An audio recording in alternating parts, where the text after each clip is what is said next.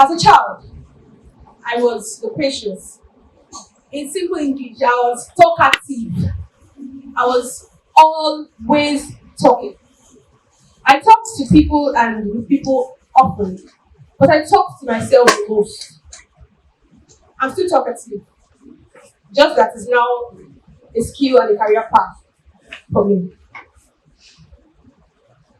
They call me head girl on the mind, and I guess it's because I'm always talking. Growing up, my younger brother, my last sibling, would always sneak up on me talking to myself. And then he would ask, who are you talking to?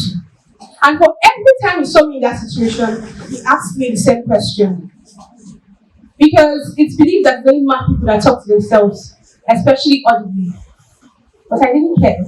Because I found that exercise suiting.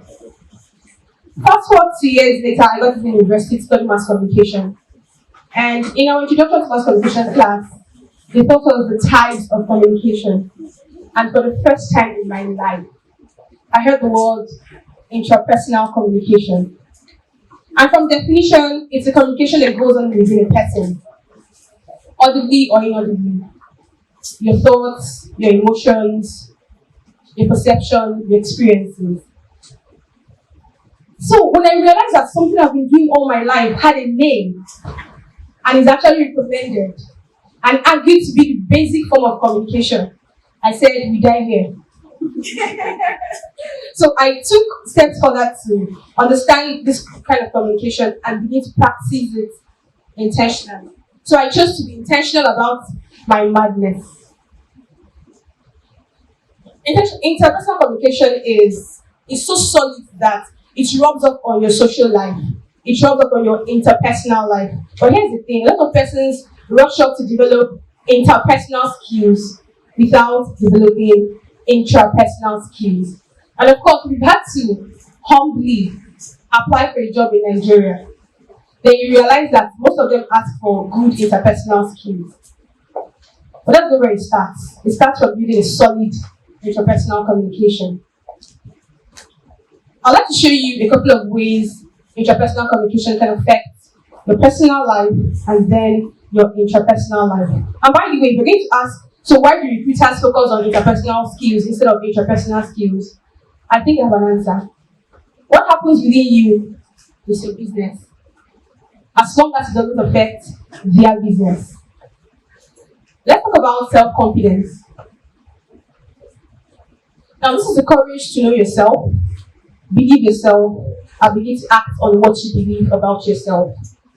And I am of the opinion that self-confidence doesn't come to us naturally. You have to put in work.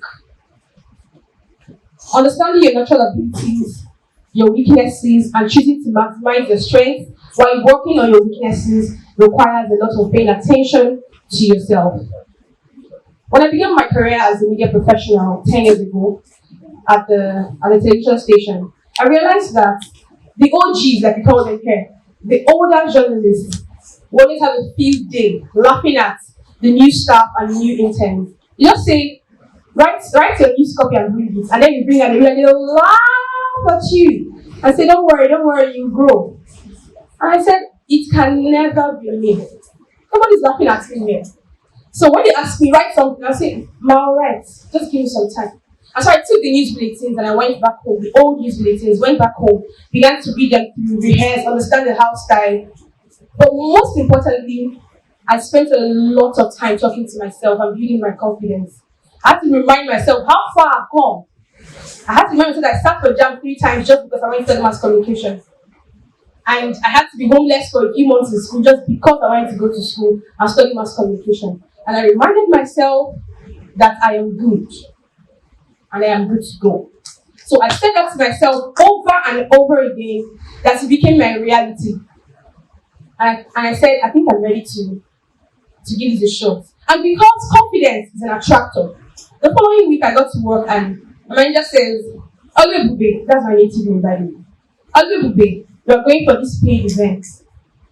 Now, if you're not a journalist or a young in media, you don't understand what it means to an intern to go for a paid event.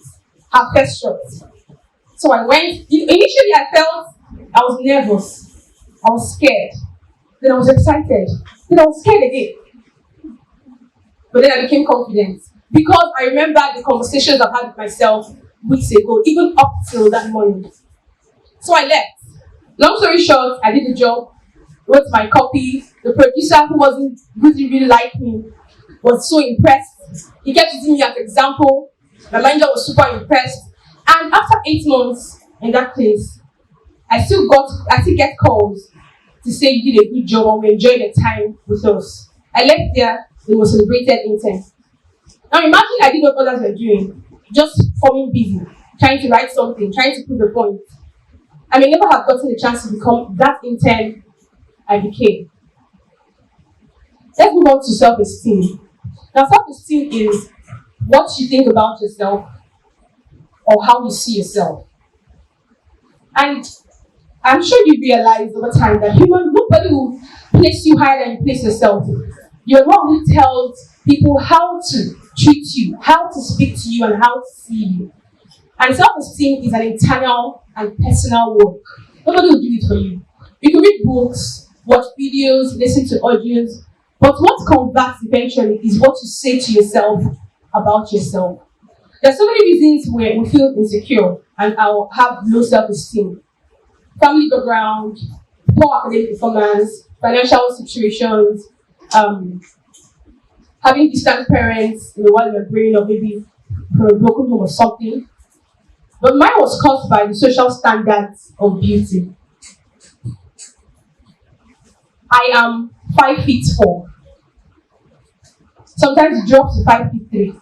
I don't know how that happens. But then I would have said I was short, but I'm still short. Yes. And I'm wearing trousers, so you may not see, but I have short legs. Of course, I'm short, my legs will be short. And then these legs, I have fat calves. And then the legs are still bow. Only me. Now, I didn't really know. I was living my life as a normal girl. It was someone who brought my attention. And the person said, you have yam legs. A human being that we did not create has yam legs. And so I looked at my leg. I looked at the yam in the house. And I kind of noticed some similarities.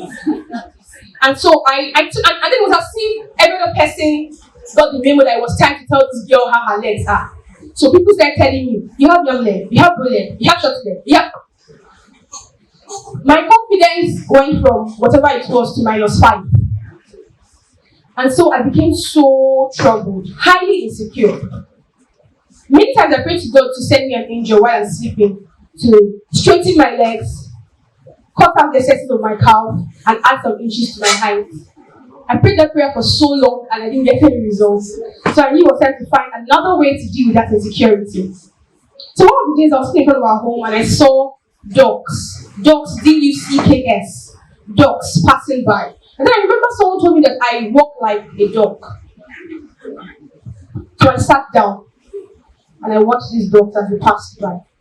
And instead of anger or disdain, I was excited. I loved to see. It was a good view. They walked like they knew I was watching them. They walked like the world was around them.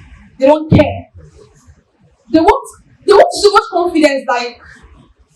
And so I went into the house and I kept wondering, if I truly walk like a dog, it means I'm beautiful.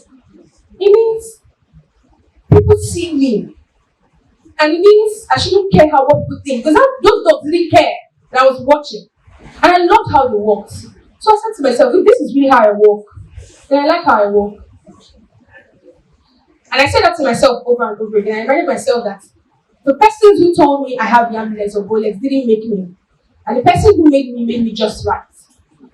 And so I picked up confidence. And the prayer I've been making for years, not months, years, was answered in less than 2 weeks. And my confidence went back to 100. Now, that angel that's supposed to straighten my legs, I'm sure he has lost his job. Or maybe he has another job now, because I'm never making that prayer again. Yours may be different. Your case may be different, but the formula is the same. You must have to take time to talk to yourself. and ask yourself what you think about yourself. Don't let what people think about you be your reality. And moving on from how interpersonal communication affects your personal life, let's head to how it affects your interpersonal life. There are a couple of skills, interpersonal skills required that interpersonal skills can rub off on. And number one of it is self-awareness. When you're self-aware, you know where you stand, you know how you think, you know how you communicate. And number three on the list would be assertiveness. Assertiveness. Now, when you speak to yourself very often and you're in tune with yourself, you realize that you talk more firmly and more confidently and more clearly.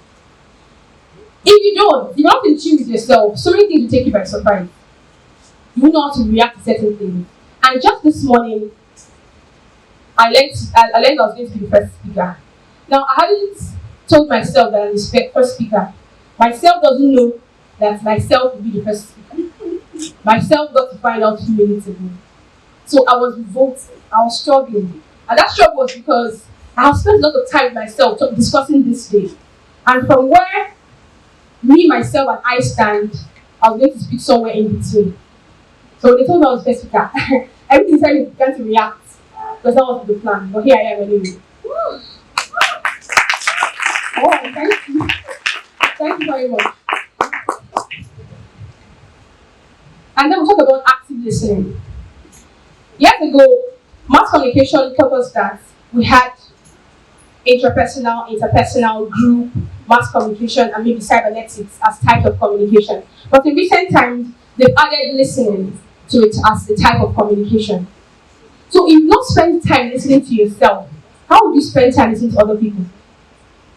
If you not spend time with yourself, sit yourself down and say, I'm having a meeting with me. How would you spend time listening to someone else attentively and actively? So you see that if you're going to have a good relationship with people, you must have a good relationship with yourself. There are many other instances, but I would like to move on to share with us how you can practice this interpersonal communication consciously, intentionally, and deliberately. Number one would be to practice mindfulness. Put yourself and your mind together in the moment. Usually, our minds are the most difficult to, get in the same place with you. They usually come last in certain situations. Everything will align, but your mind is still coming. So if you're not careful, you just be there, your mind is not there. So practice mindfulness. Put the entirety of you in the moment and make sure that all of you are present. And then when that happens, you begin to observe your thoughts. Check out for your recurring thought patterns. Check out for your recurring situations. And put them down. Notice them. Notice you. What have you said most often about me? Something happened yesterday. How did I react? Why did I react that way? If it wasn't this person, would I have done it differently? Put down all of those thoughts. And then check, have I been doing this often? Be deliberate to that exercise. And after that, you ask yourself very honest questions. Why am I feeling this way? Why did I act that way? Why did I do it this way? And give yourself very honest answers.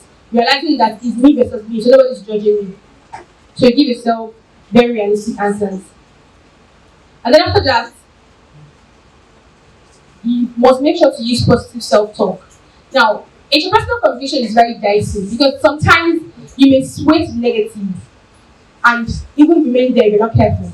So instead of helping yourself, because interpersonal communication is just there to make you a better person. It's for self-improvement. So you need to be conscious not to drift to negativity. If not, you just spend a lot of time helping yourself become a negative person.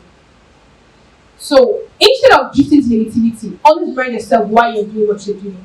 Why am I spending this time talking to myself? What do I want to achieve from this? What are my strengths and my strong points? Always remember that while in that process. If not, you will dwell so much on the things you're not getting right and you will miss the reason why you're having that communication with yourself at that time. And then, regularly engage in self-reflection. Interpersonal communication is not a one-off thing. It's something you must do regularly. I think you should actually do it every day. at the end of the day or at the beginning of the day. Just find time to go through everything that happened that day and then begin to ask yourself how you handle each of the situations and how can I do it better next time.